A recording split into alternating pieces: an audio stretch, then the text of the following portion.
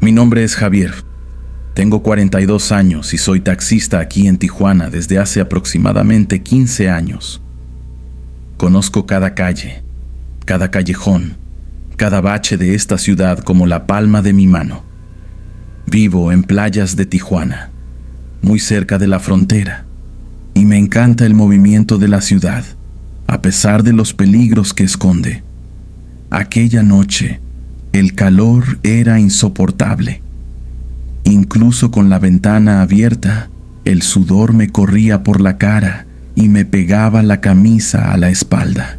Ya pasaba de la medianoche y casi había perdido la esperanza de conseguir alguna carrera antes de volver a casa. De repente, un hombre me saludó desde la esquina de la Avenida Constitución. Estaba completamente cubierto por un poncho oscuro que parecía aún más pesado y caluroso en esa noche opresiva. Pensé para mis adentros, ¿qué tipo tan extraño? Usar un poncho en este calor infernal. Entró al taxi sin decir palabra. Simplemente apuntó hacia adelante, indicando la dirección a seguir. Su rostro estaba oculto bajo la sombra del sombrero y no pude ver sus ojos. Un escalofrío recorrió mi espalda, pero lo ignoré y seguí las indicaciones. El silencio era incómodo y traté de entablar conversación, pero él solo murmuraba respuestas de una sola sílaba. Noté que no quería conversar y decidí concentrarme en la ruta. La noche estaba oscura y las calles desiertas, lo cual solo aumentaba la sensación de extrañeza. Mientras avanzábamos, el poncho parecía moverse solo, como si hubiera algo en su interior que se debatía. Miré por el retrovisor y me asusté. Era como si el poncho fuera demasiado denso, un borrón, y no albergara un cuerpo humano en su interior. La atmósfera en el taxi se volvió densa y el aire parecía más pesado. Percibí un fuerte olor a tierra mojada y flores marchitas, un aroma extraño que me revolvía el estómago.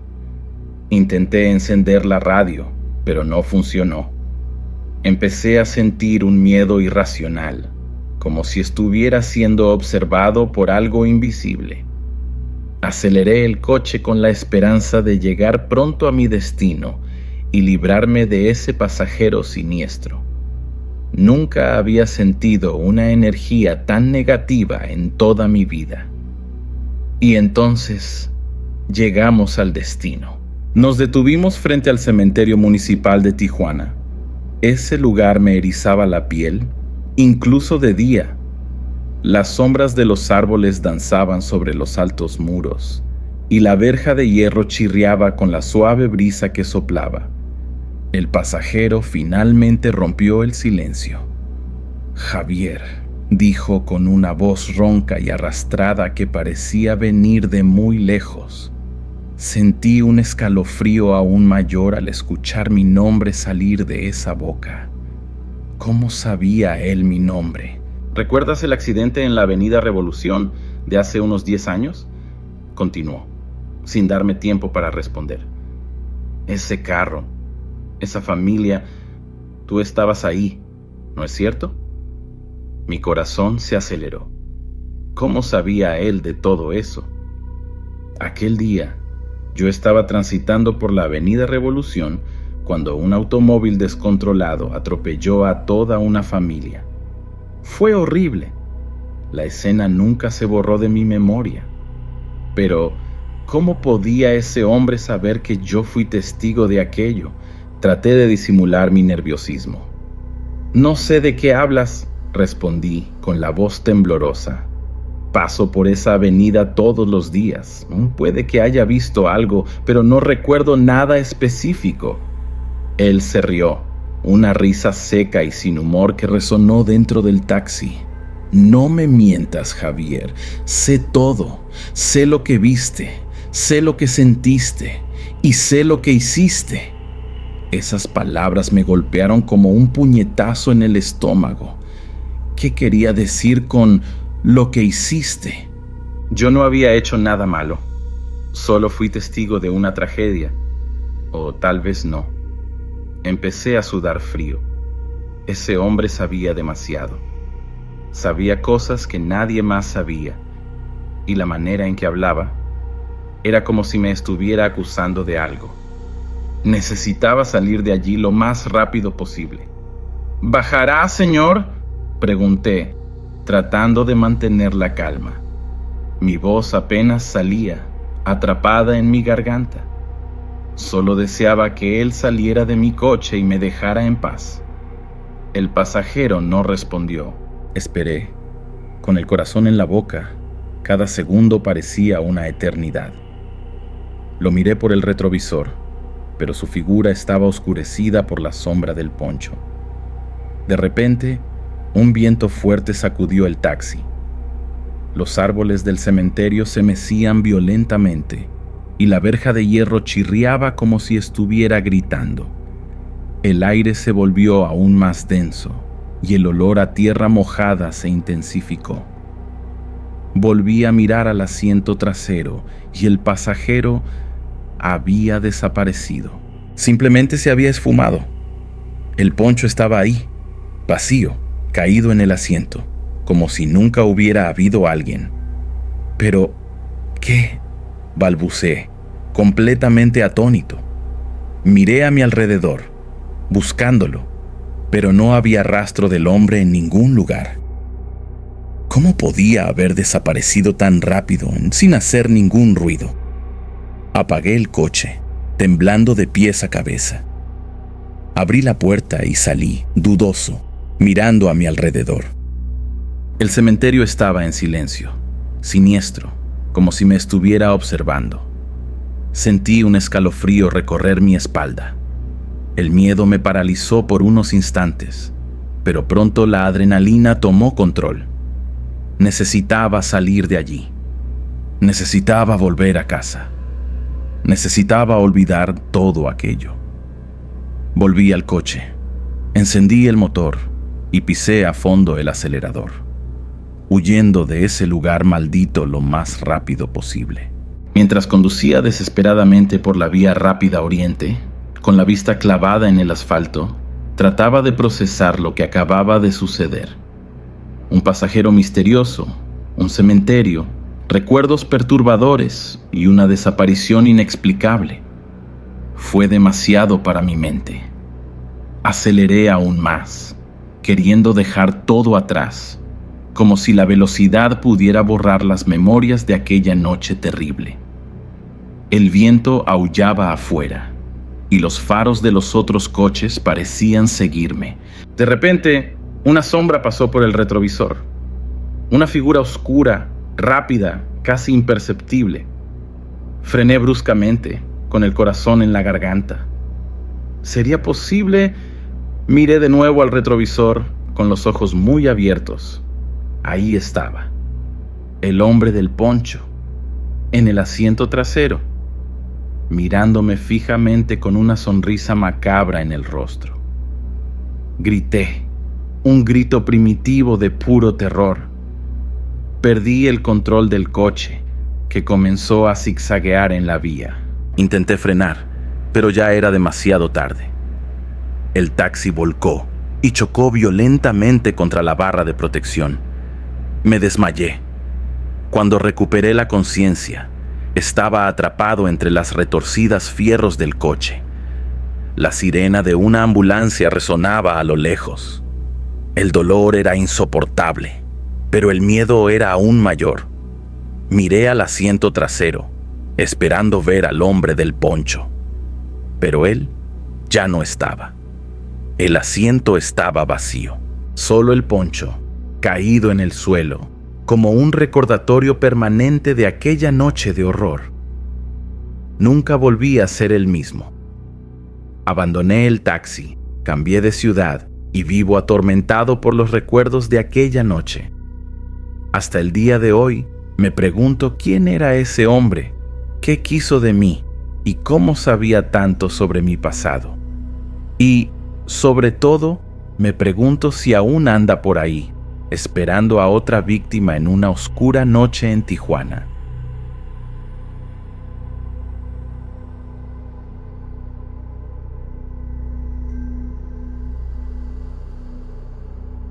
Mi nombre es Ricardo. Tengo 28 años y trabajo como diseñador gráfico aquí en Tijuana. Vivo en un apartamento chévere en la zona Río, con vista a la ciudad. Siempre he sido algo escéptico, pero mis amigos, Carlos y Sofía, adoran esas cosas de espiritismo y leyendas urbanas. Un sábado de estos, salimos a dar una vuelta por el mercado El Popo, ese lugar lleno de chucherías antiguas y cosas bizarras. Carlos y Sofía estaban entusiasmados, buscando alguna reliquia siniestra para darle emoción a nuestras noches de aburrimiento. Yo iba solo para acompañar, confieso. Ellos revisaron cada puesto, cada caja polvorienta, hasta que Sofía encontró una tabla ouija de madera, toda tallada y con un aspecto muy antiguo. Parecía haber salido de una película de terror. La tabla estaba cubierta de polvo, con letras y números algo desvaídos, pero la tabla, guía, aún se veía intacta. Carlos, por supuesto, se volvió loco. «Es ella, es perfecta, tenemos que comprarla», decía, con los ojos brillando de emoción. Yo traté de argumentar, diciendo que era una tontería, que no era más que un pedazo de madera. Pero ellos ya estaban decididos. Terminamos comprando la tabla por una ganga, a un señor que apenas hablaba español y parecía querer deshacerse de ella lo más pronto posible. El hombre ni siquiera nos miró a la cara de manera correcta. Salimos del mercado con el juguetito siniestro bajo el brazo, riéndonos y planeando cómo invocar espíritus y hacer preguntas sobre el futuro.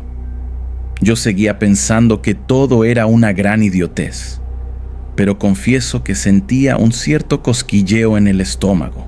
Regresamos a mi apartamento en la zona Río, emocionados por probar la tabla. Poco sabíamos que esa noche cambiaría nuestras vidas para siempre. Llegamos a mi apartamento, cerramos las cortinas, apagamos las luces y encendimos algunas velas para crear un ambiente místico. Carlos insistió en seguir todas las reglas que había leído en algún sitio raro. Sofía y yo estábamos riendo, pero también sentíamos cierto recelo. Colocamos la tabla sobre la mesa de centro. Apoyamos ligeramente los dedos sobre la tabla, guía, y comenzamos a hacer preguntas tontas. ¿Hay algún espíritu presente? ¿Cuál es tu nombre? ¿Quieres conversar con nosotros? Al principio, nada pasó. La tabla permanecía inmóvil. Ya estábamos casi a punto de rendirnos cuando, de repente, la tabla comenzó a moverse. Lentamente, vacilante, pero moviéndose. Todos nos miramos, incrédulos. ¿Será real? ¿O estábamos empujando la tabla sin darnos cuenta? La tabla empezó a deletrear palabras, respuestas breves, sin sentido, pero respuestas. Nombres extraños, fechas al azar, mensajes confusos. El ambiente en el apartamento se volvió tenso. El aire pareció volverse más pesado. De repente, las luces comenzaron a parpadear. Las velas temblaban violentamente, casi apagándose. Escuchamos un estruendo proveniente de la cocina. Corrimos para ver de qué se trataba y encontramos una olla caída en el suelo, como si alguien la hubiera arrojado. Regresamos a la sala, asustados. La tabla, guía, se movía sola, girando en círculos sobre la tabla. Intentamos detenerla, pero no pudimos. Era como si una fuerza invisible nos estuviera controlando. La tabla comenzó a deletrear un mensaje claro, directo y aterrador. «Sálganse de aquí». Sofía gritó, llena de pavor. Carlos y yo quedamos paralizados, sin saber qué hacer. La atmósfera en el apartamento estaba cargada de terror. Decidimos detener el juego. Quitamos los dedos de la tabla y corrimos para encender las luces. El silencio volvió a reinar en el apartamento. pero la sensación de que algo maligno estaba presente persistió. Al día siguiente, todos estábamos traumatizados. Nadie quería tocar la tabla Ouija. La idea de invocar espíritus ya no parecía tan divertida. La atmósfera pesada de mi apartamento seguía molestándome. Decidimos deshacernos de esa cosa de una vez por todas. Carlos sugirió quemar la tabla, pero Sofía propuso una idea mejor: tirarla al río Tijuana. Así desaparecerá para siempre, dijo, con un tono de alivio en la voz. Fuimos hasta el río, que estaba sucio y maloliente como siempre. Arrojamos la tabla con fuerza, tan lejos como pudimos. La vimos hundirse en el agua lodosa, arrastrada por la corriente. Sentimos una especie de alivio. Regresamos a casa, con la esperanza de que todo volviera a la normalidad. Pero nos equivocamos. Esa tabla parecía tener vida propia, una vida macabra y persistente. Al día siguiente, al abrir la puerta de mi apartamento, me llevé un susto. Allí estaba ella, la tabla Ouija, apoyada contra la pared, como si nos hubiera estado esperando. ¿Cómo era posible eso? Quedamos en shock. Tiramos la tabla al río una y otra vez, pero siempre regresaba. Aparecía en la puerta de mi apartamento, en el coche de Carlos, e incluso dentro de la mochila de Sofía. Era como una maldición. Empezamos a ponernos paranoicos. Creímos que estábamos siendo perseguidos por alguna fuerza sobrenatural. La tabla Ouija se había convertido en una pesadilla constante en nuestras vidas. Cada vez que reaparecía, la sensación de terror aumentaba. Sabíamos que algo malo estaba a punto de suceder. Algo muy malo. Y estábamos seguros de ello. Después de que la tabla empezó a reaparecer constantemente, los fenómenos extraños se intensificaron. No era solo en mi apartamento, sino en toda la ciudad. En cualquier lugar donde estuviéramos, ocurrían cosas bizarras. Luces parpadeando, puertas golpeando, susurros al oído, objetos que se movían solos. Era como si viviéramos en una película de terror. La paranoia se apoderó de nosotros. Ya no sabíamos qué era real y qué era imaginación. Carlos comenzó a tener pesadillas terribles, despertándose a medianoche gritando. Sofía se aisló, con miedo de salir de casa. Yo me sentía impotente, incapaz de proteger a mis amigos de esa fuerza maligna. Nos dimos cuenta de que necesitábamos hacer algo drástico. No podíamos seguir viviendo así, atormentados por fenómenos inexplicables y perseguidos por una tabla maldita. Pero, ¿qué podíamos hacer?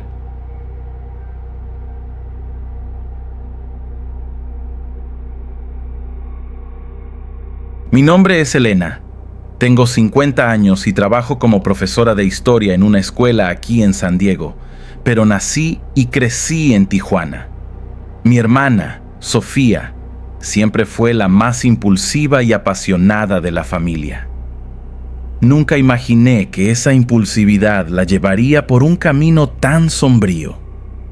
Sofía estaba casada con un hombre encantador y exitoso, pero, como descubrimos de la peor manera, también resultó ser un patán. La traición salió a la luz de forma brutal durante una cena familiar, cuando un mensaje comprometedor llegó a su celular. La humillación de Sofía fue pública y desgarradora. Ella, que siempre había sido tan orgullosa, vio su mundo desmoronarse en segundos. La rabia y el dolor la consumieron de tal manera que jamás la había visto así. Después de la separación, Sofía se volvió amarga y vengativa. No pudo superar la traición y vivía obsesionada con vengarse de su exmarido.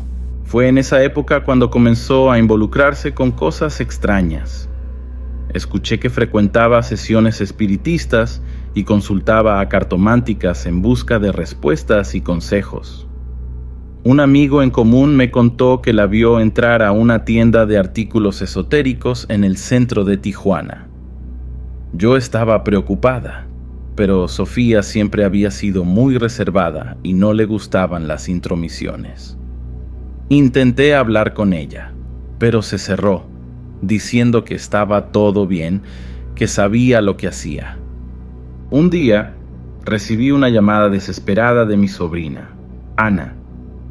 Estaba aterrorizada, diciendo que su madre se estaba comportando de forma extraña, hablando sin sentido y adoptando conductas bizarras.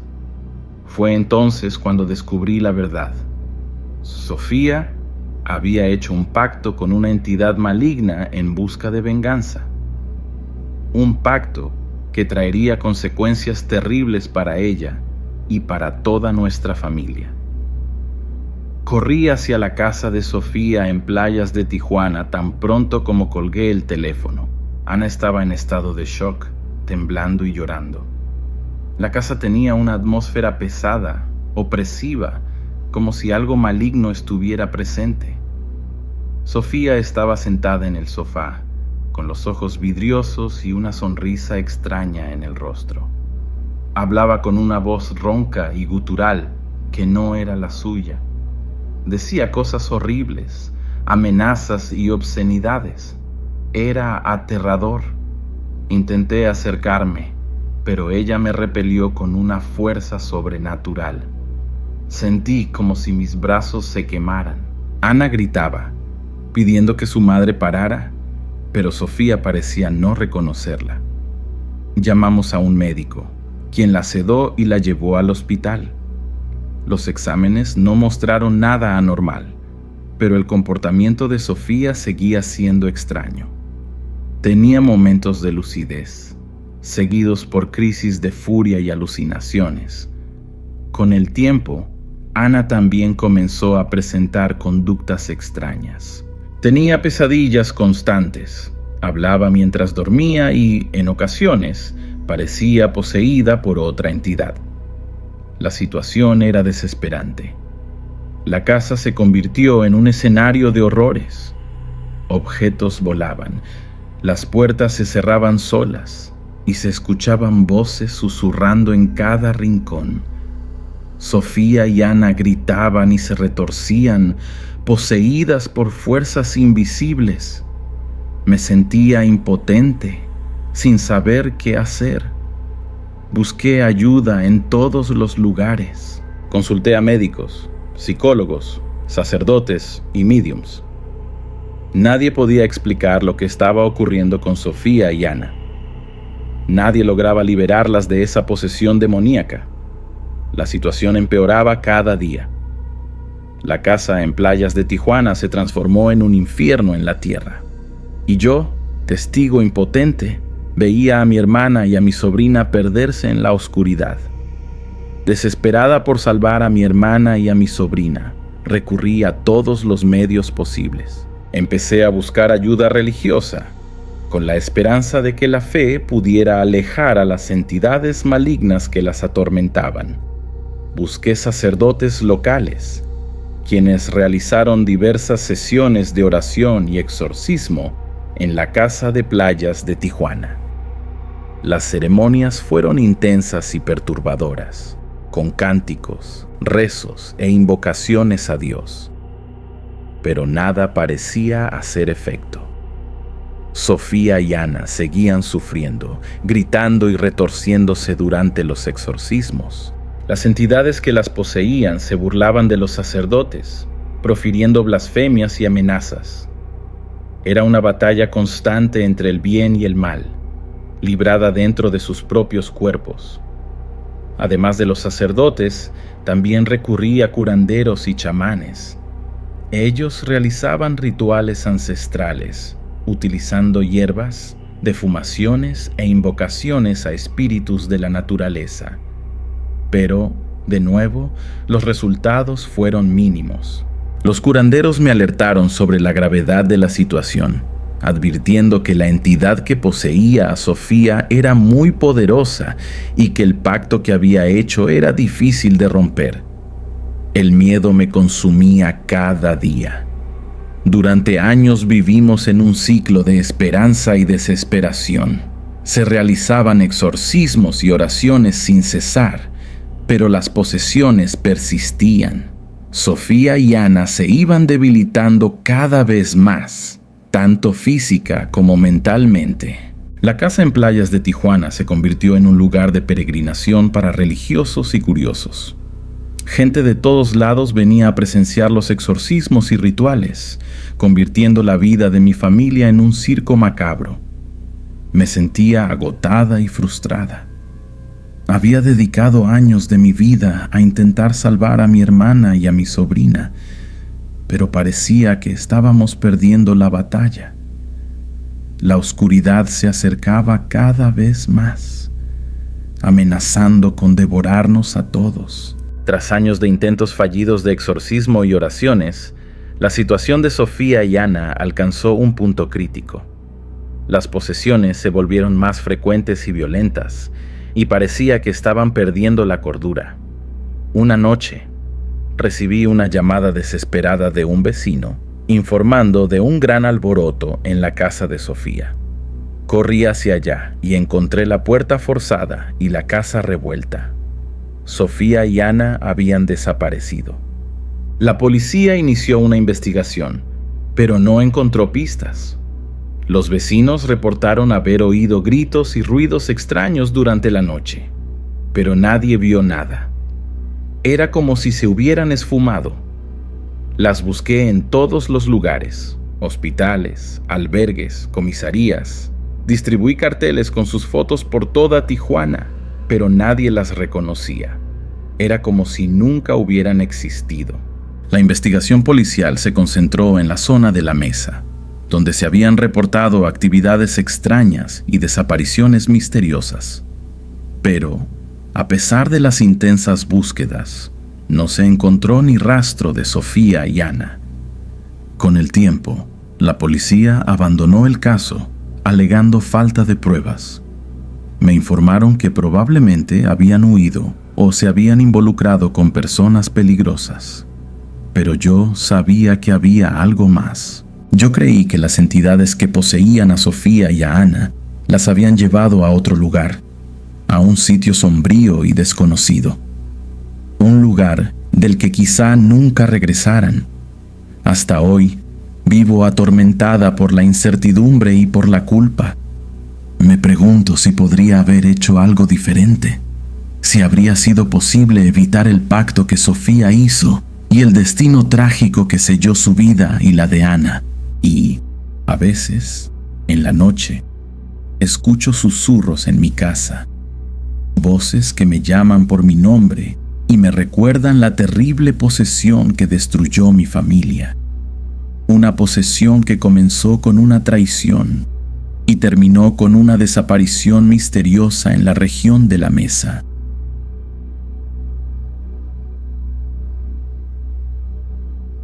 Mi nombre es Arturo. Tengo 35 años y soy abogado aquí en Tijuana. Siempre soñé con vivir en la zona Río, el corazón moderno de la ciudad, con sus imponentes edificios y su vibrante vida nocturna. Después de años de trabajo duro, finalmente logré realizar ese sueño. Alquilé un apartamento nuevecito en uno de los edificios más lujosos de la zona. Era un apartamento amplio, con una vista panorámica de la ciudad, una decoración moderna y todas las comodidades que podía desear.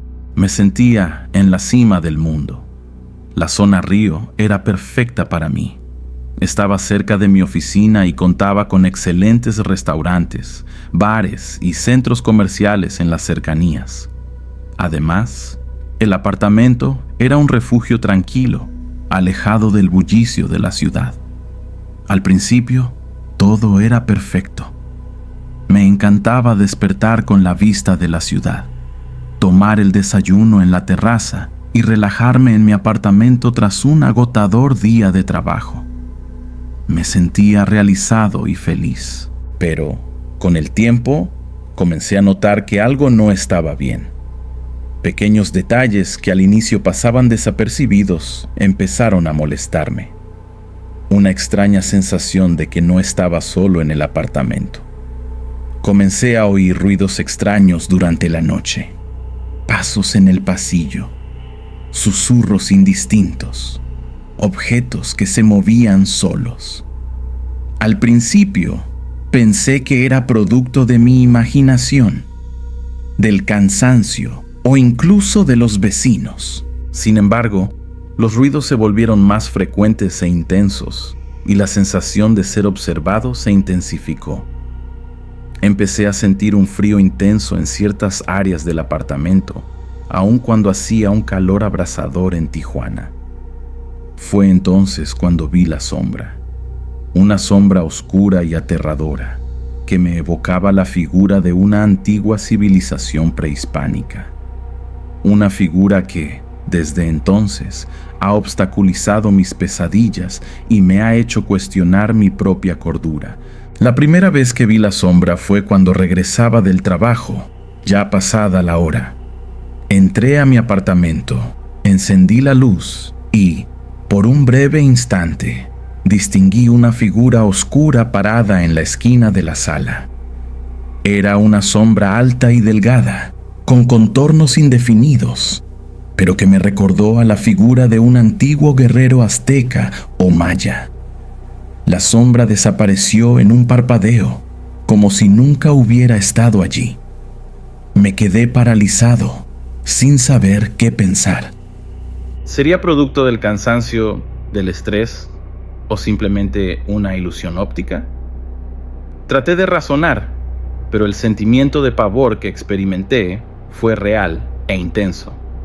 A partir de ese día, la sombra empezó a aparecer con mayor frecuencia. La veía en el pasillo, en el dormitorio e incluso reflejada en el espejo. Siempre duraba apenas un instante, como si estuviera al acecho. Los ruidos extraños también se intensificaron. Pasos más firmes, susurros más nítidos, golpes en las paredes. Comencé a tener dificultades para dormir, con el temor constante de que la sombra se manifestara en cualquier momento. Investigando un poco la historia de la zona Río, descubrí que la región estuvo habitada por pueblos indígenas antes de la llegada de los españoles. Empecé a preguntarme si aquella sombra podía ser el espíritu de un antiguo guerrero. Compartí mis experiencias con algunos amigos, pero no me creyeron. Decían que estaba estresado y que necesitaba relajarme. Pero yo sabía que lo que estaba ocurriendo era real. La sombra se volvió una obsesión. No podía dejar de pensar en ella. Sabía que tenía que descubrir qué era aquella figura y por qué me perseguía. Mi vida en la zona Río se había convertido en una pesadilla. La sensación de ser observado se volvió constante y opresiva. Era como si alguien invisible me vigilara, siguiéndome por cada rincón del apartamento. No lograba relajarme ni por un segundo. El frío intenso también se hizo más frecuente. Sentía escalofríos incluso con el aire acondicionado apagado y a pesar del sol abrasador de Tijuana. El frío parecía emanar desde las mismas paredes, como si el apartamento estuviera maldito. Llegué al punto de evitar ciertos espacios dentro del apartamento, como el dormitorio y la sala de estar, donde la sombra se aparecía con más regularidad. Me refugiaba en la cocina y en el despacho, los únicos lugares donde me sentía algo más seguro. Intenté ignorar los fenómenos, pero era imposible. Los ruidos extraños, la sombra y la persistente sensación de ser observado me atormentaban día y noche. Mi salud mental empezó a deteriorarse. Pasé a tener crisis de ansiedad e insomnio. Perdí el apetito y me volví irritable y paranoico. Me sentía aislado y desesperado, sin saber a quién acudir. La sombra me estaba consumiendo por dentro. Busqué ayuda profesional.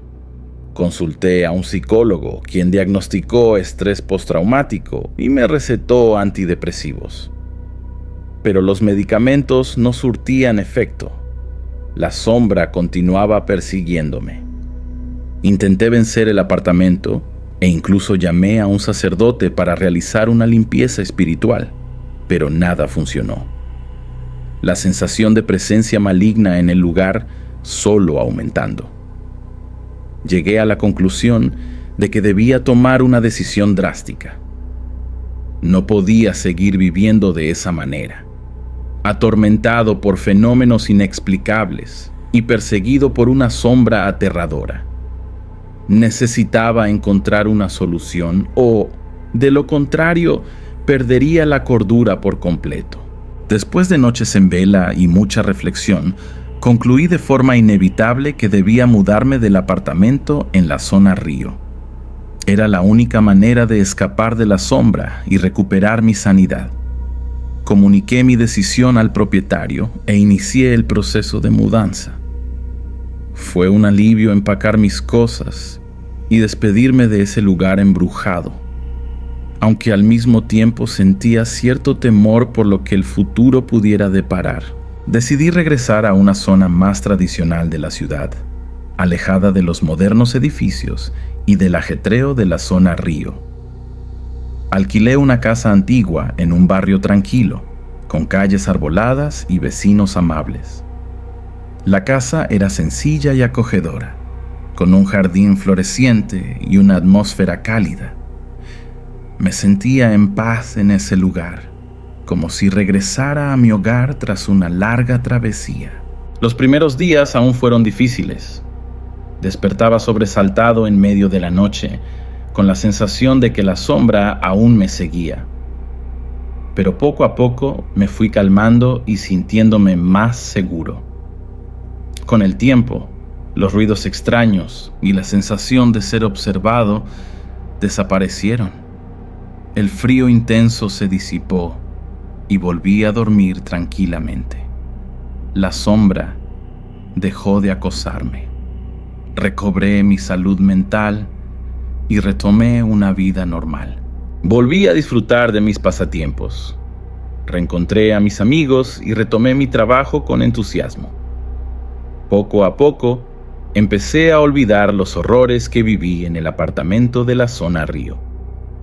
No obstante, a veces, al pasar por la zona Río, siento un escalofrío que recorre mi espalda y me recuerda a la sombra aterradora que me persiguió. Me pregunto si otras personas también la han visto y si el apartamento aún permanece embrujado. Y, en el fondo, siento que esa sombra prehispánica todavía me observa desde la distancia, esperando el momento oportuno para regresar y volver a atormentarme. Un miedo que, seguramente, me acompañará por siempre.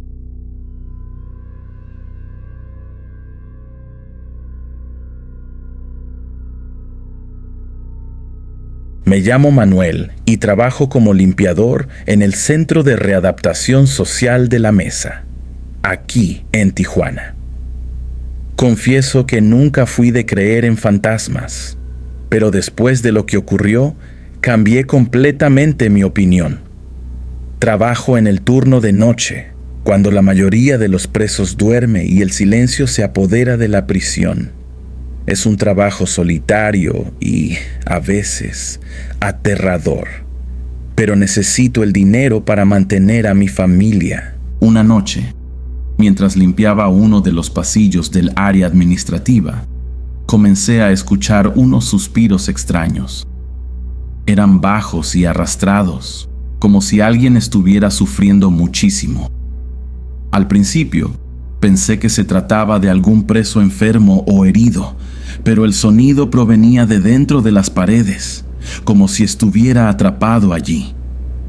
Me puse la piel de gallina e intenté ignorarlo, pero los suspiros continuaban.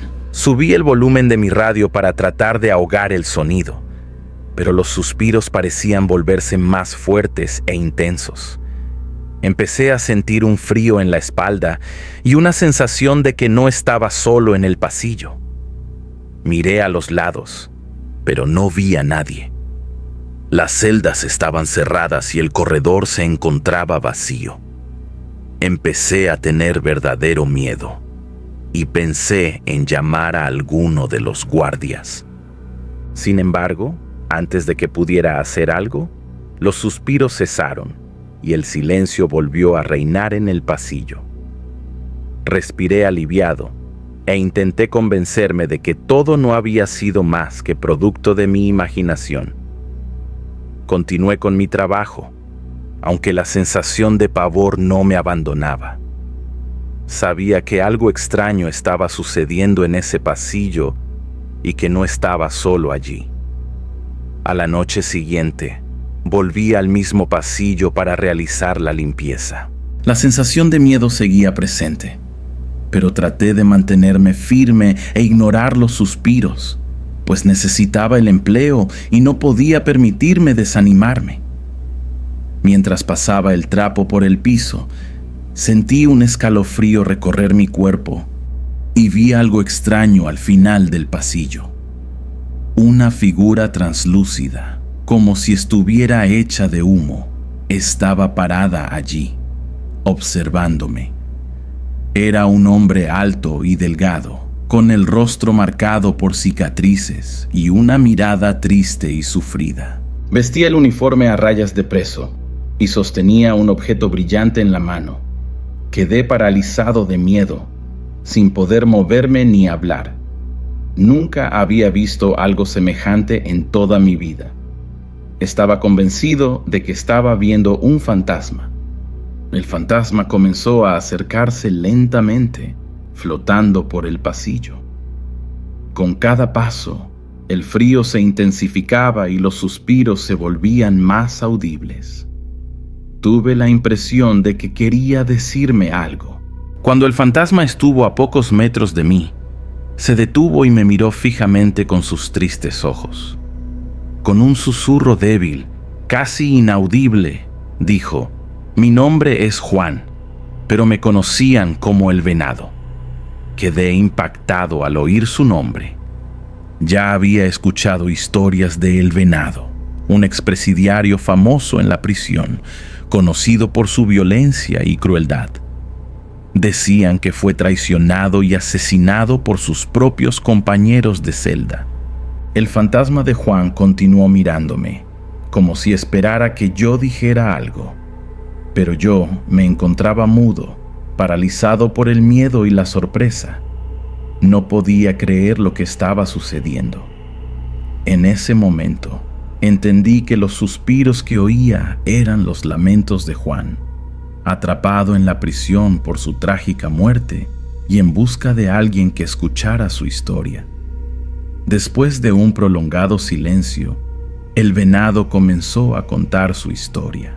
Su voz era débil y ronca, como si hablara desde un lugar remoto y sombrío. Me contó sobre su vida delictiva, su ingreso en la prisión y su ascenso al poder dentro de la facción criminal que dominaba el penal.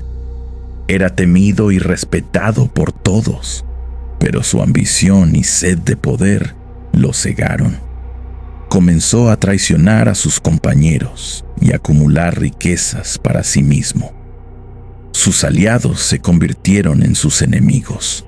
En una noche oscura, mientras dormía en su celda, fue atacado por un grupo de presos liderados por su antiguo lugarteniente. Fue brutalmente golpeado y apuñalado hasta morir. Su cuerpo fue arrojado a un hoyo y su muerte jamás fue investigada. Sus asesinos continuaron disfrutando de su poder y riqueza, mientras su alma vagaba por la prisión en busca de venganza.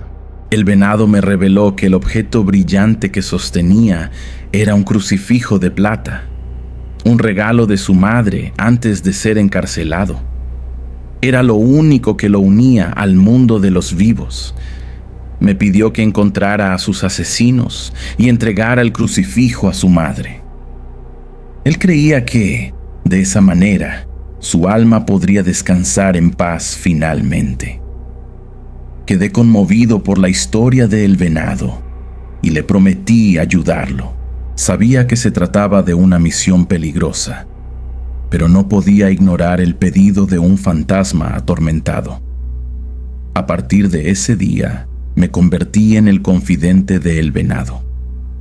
Él me contaba secretos de la prisión, revelaba crímenes y me guiaba en la búsqueda de sus asesinos.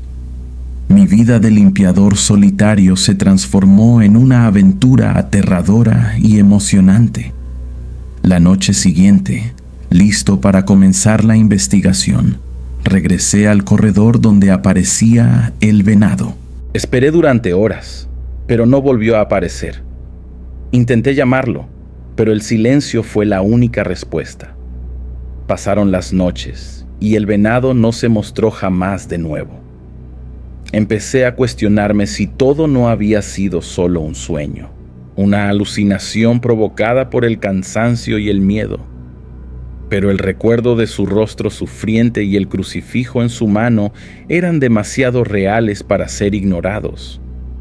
Busqué información sobre la muerte de El Venado en los archivos de la prisión, pero no encontré nada. Parecía que su historia había sido borrada, como si nunca hubiera existido. Decidí buscar a la madre de El Venado, pero no logré dar con ella. Nadie sabía dónde estaba o si aún vivía. Sentí que había llegado a un callejón sin salida. Con el tiempo, el recuerdo de El Venado comenzó a desvanecerse en mi mente. La vida en la prisión volvió a la normalidad y regresé a ser simplemente un limpiador solitario. Pero nunca olvidé la promesa que le hice al fantasma. Hasta hoy, me pregunto por qué El Venado desapareció. ¿Será que encontró la paz por sí mismo? ¿O acaso sus asesinos lo silenciaron para siempre? ¿O simplemente me utilizó para desahogar su dolor y luego me abandonó? La verdad es que nunca sabré la respuesta. La historia de El Venado se convirtió en un misterio en mi vida, un recordatorio constante de que el mundo es mucho más complejo y aterrador de lo que podemos imaginar. Y yo, Manuel, el limpiador, soy el único que se acuerda de él. Y a veces, cuando el silencio de la noche invade los pasillos, juro sentir un escalofrío en la espalda, como si El Venado me estuviera observando desde lejos, para siempre atrapado en su sufrimiento en la prisión de Tijuana. Un enigma que jamás será resuelto. Soy José, cartero desde hace 15 años. Tengo 38 años y vivo en San Diego, justo en la frontera. Mi rutina siempre fue la misma: cruzar la frontera hacia Tijuana, en México, tomar un café fuerte con churros y salir a entregar las cartas. ¿Quién diría que algún día mi trabajo me llevaría a vivir algo tan intenso? Antes, mi mayor preocupación era la corrupción de los policías fronterizos, que siempre pedían una mordida. Aquella mañana, recibí una nueva ruta, una calle aislada en Tijuana, muy alejada de la zona turística. Me sorprendió, amigo. Nunca había oído hablar de esa calle. Pero, como buen profesional, seguí las instrucciones y me lancé por ese camino desconocido. La carretera era de tierra compactada, llena de baches, y la vegetación, seca y espinosa, creaba un ambiente verdaderamente desagradable. Las casas de la calle eran antiguas, con la pintura descascarada y muros grafiteados. Todas parecían abandonadas, como si un narco hubiera pasado por allí. Toqué el timbre de la primera casa, pero nadie respondió. Dejé la carta en el buzón y seguí a la siguiente, y la escena se repetía. La sensación era como estar en una película de terror mexicana. Los vecinos que encontraba eran escasos, con miradas perdidas y expresiones apagadas. Me saludaban lentamente, sin mostrar ninguna emoción. Parecían como zombies programados para repetir lo mismo cada día. Algo en ese lugar no terminaba de encajar, y sentí un escalofrío que me instaba a abandonar el lugar de inmediato. Conforme pasaban los días, empecé a notar cosas extrañas. Las cartas que entregaba, día tras día, permanecían en los buzones, sin ser recogidas, acumulando polvo. Era como si nadie se interesara en lo que venía del exterior, como si estuvieran ajenos al mundo. Aquello me intrigaba profundamente, y la curiosidad empezó a carcomerme por dentro. Además, noté que los habitantes de aquella calle parecían vivir en un ciclo repetitivo. Todos los días realizaban las mismas actividades, vestían los mismos ropajes y repetían las mismas frases. Era como si estuvieran atrapados en una especie de bucle temporal, condenados a revivir el mismo día infinitamente. Esa rutina macabra me perturbaba profundamente. Intenté conversar con algunos de ellos, preguntar sobre sus vidas, sus sueños, sus miedos, pero las respuestas eran siempre vagas, evasivas, como si escondieran algo. Sus miradas se perdían en el horizonte, como si vieran algo que yo no podía percibir. La sensación era que estaban atados a un pasado sombrío, a un secreto oscuro que los consumía por dentro. Un día, vi a una señora sentada en el porche, mirando al vacío. Me acerqué e intenté entablar conversación, pero apenas murmuró algo ininteligible, señalando al final de la calle.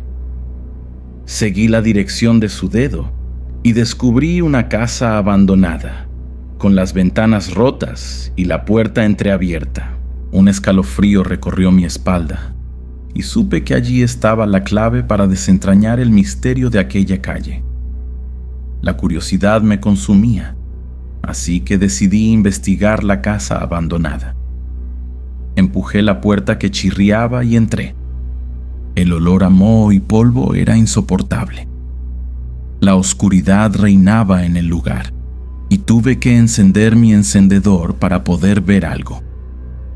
Las paredes estaban repujadas con mensajes ininteligibles y el suelo, cubierto de fragmentos de vidrio y escombros. En el centro de la sala había una mancha oscura en el piso. Me acerqué y me di cuenta de que era sangre, seca y coagulada. Un nuevo escalofrío recorrió mi espalda. Empecé a rebuscar por la casa y encontré fotografías antiguas, periódicos amarillentos y objetos personales. Las fotos mostraban a una familia feliz, sonriendo y jugando. Los periódicos relataban el terrible crimen ocurrido en esa calle hacía muchos años. Una familia entera había sido brutalmente asesinada dentro de esa casa. El padre, la madre y los 2 hijos fueron encontrados muertos, con signos de tortura. El asesino nunca fue capturado y el caso fue archivado. Al juntar las piezas, comprendí la oscura verdad. Los habitantes de esa calle eran los fantasmas de las víctimas y del propio asesino, atrapados en un ciclo eterno de sufrimiento y venganza. La revelación fue clara y, de repente, entendí por qué las cartas nunca eran abiertas, por qué se repetía el mismo ciclo y por qué la conducta de los moradores era extraña. Ellos estaban muertos, atados a un pasado trágico, vagando por la calle como almas en pena. El horror se apoderó de mí y supe que debía salir de allí lo antes posible. Pero ya era demasiado tarde. Traté de correr, pero mis piernas no respondían. La calle parecía haberse extendido interminablemente, y las casas se acercaban, rodeándome. Los fantasmas de los residentes comenzaron a emerger de las sombras, con sus miradas vacías y expresiones aterradoras. Se aproximaban lentamente, murmurando palabras ininteligibles en mis oídos. Sentí que estaba atrapado, incapaz de escapar de ese ciclo de horror. Tenía que hacer algo para liberar esos espíritus y salvar mi propia vida. La única manera de romper aquella maldición era descubrir la verdad sobre el crimen y encontrar al asesino. Pero, ¿cómo lograrlo? Si el propio asesino era un fantasma, prisionero del mismo bucle temporal. Decidí regresar a la casa abandonada y buscar pistas. Revisé cada habitación, cada rincón, hasta encontrar un diario escondido en un compartimento secreto. El diario pertenecía al padre de la familia asesinada, y en él relataba sus miedos y sospechas acerca de un vecino. Según el diario, el vecino era un hombre extraño, solitario y obsesionado con la familia. En la última página, el padre escribió que el vecino lo había amenazado y que temía por su vida. La verdad se hizo evidente. El vecino era el asesino. Pero, ¿cómo probarlo? Si él también era un fantasma. Decidí confrontarlo, revelar la verdad y obligarlo a confesar sus crímenes. Encontré al fantasma del vecino sentado en el porche de su casa, mirando al vacío. Me acerqué y lo enfrenté, mostrándole el diario y desvelando la verdad. El fantasma del vecino negó en un principio, pero sus ojos lo delataron. Finalmente, confesó el crimen, admitiendo que había matado a la familia por envidia y obsesión. En el preciso instante de su confesión, toda la calle tembló y los fantasmas de las víctimas se liberaron, desapareciendo en una intensa luz. El fantasma del asesino gritó de agonía y, al unísono, también se desvaneció. La maldición había sido rota. Al día siguiente, regresé a la calle y todo parecía haber vuelto a la normalidad. Las casas estaban renovadas, los jardines florecían y los vecinos me saludaban sonrientes y con alegría. El ciclo de horror había terminado. Sin embargo, algo me decía que la historia aún no estaba completamente cerrada. En el fondo, sabía que el pasado siempre tiene la forma de volver para perseguirnos, y que la maldad humana es capaz de generar horrores que ni siquiera la muerte puede borrar. Hola, me llamo Ana. Tengo 28 años y soy maestra de primaria. Siempre viví en la gran ciudad, pero decidí darle un nuevo rumbo a mi vida y postularme para una plaza en una escuela rural aislada. La idea de trabajar en un lugar tranquilo, rodeado por la naturaleza, me encantaba. Jamás imaginé la pesadilla que me esperaba. Llegué a la pequeña aldea en un día soleado. La escuela era una construcción antigua, con paredes descascaradas y un aire abandonado. La directora, una señora amable pero de mirada melancólica, me recibió. Me presentó a los alumnos, niños de entre 6 y 10 años, con rostros pálidos y un comportamiento extrañamente silencioso. El primer día de clases todo pareció normal. Los niños eran tímidos, pero atentos a mis explicaciones. Sin embargo, con el pasar de los días empecé a notar cosas extrañas. Los alumnos se volvieron aún más callados, más introspectivos. Sus dibujos, que antes eran coloridos y alegres, se tornaron sombríos y perturbadores, con figuras distorsionadas y símbolos macabros. Uno de los dibujos capturó mi atención.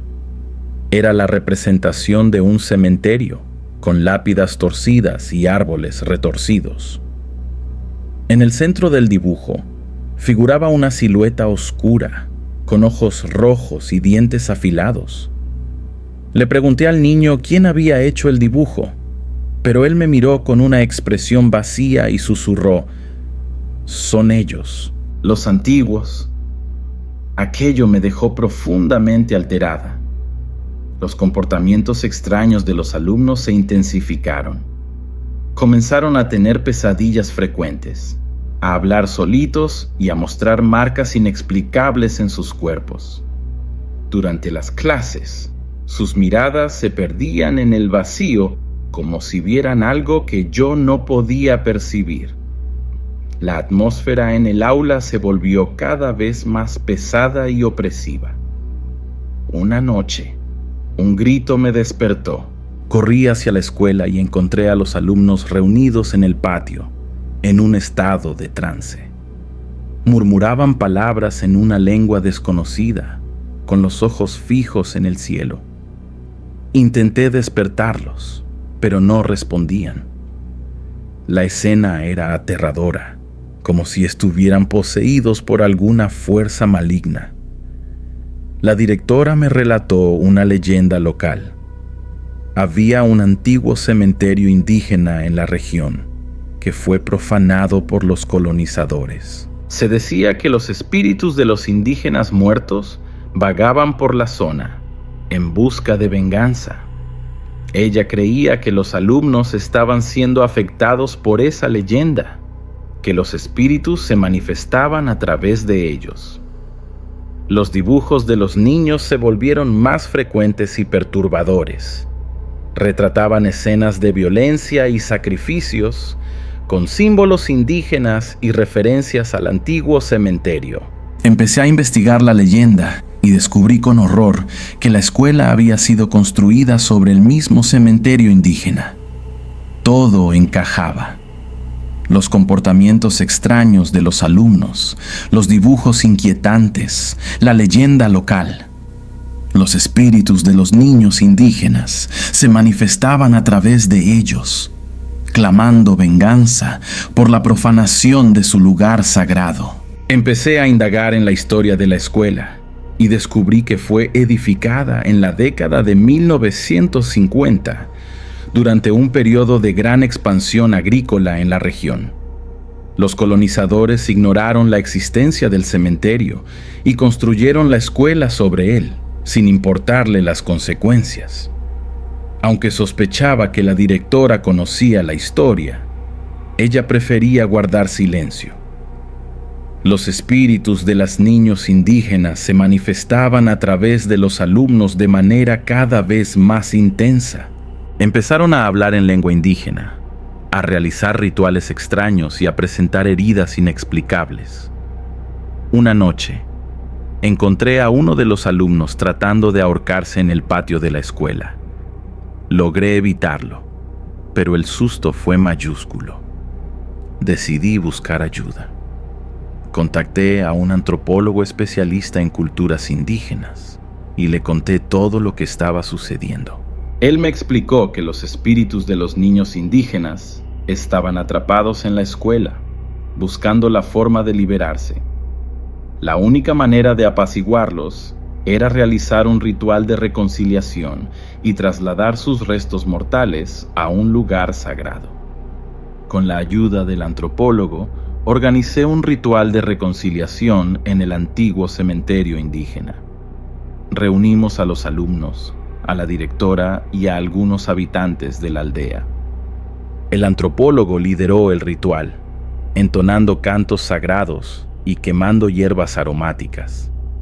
Los niños entraron en trance y comenzaron a hablar en lengua indígena, como si estuvieran canalizando a los espíritus de los niños fallecidos. Durante el ritual, descubrimos la ubicación exacta de los restos mortales de los niños indígenas. Estaban enterrados bajo el escenario de la escuela. Procedimos a extraerlos y trasladarlos a un lugar sagrado, en una montaña cercana a la aldea. Una vez realizada la transferencia, los alumnos se calmaron y los espíritus parecieron liberarse. La escuela fue clausurada y transformada en un centro cultural indígena. La leyenda del antiguo cementerio se fue olvidando y poco a poco la paz volvió a reinar en la aldea.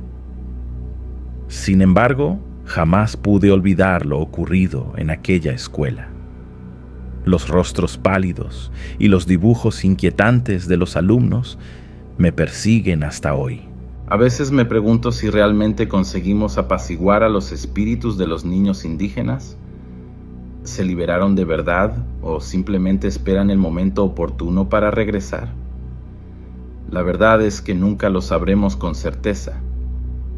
El pasado siempre regresa para perseguirnos, y los oscuros secretos de la historia siempre encuentran la forma de manifestarse.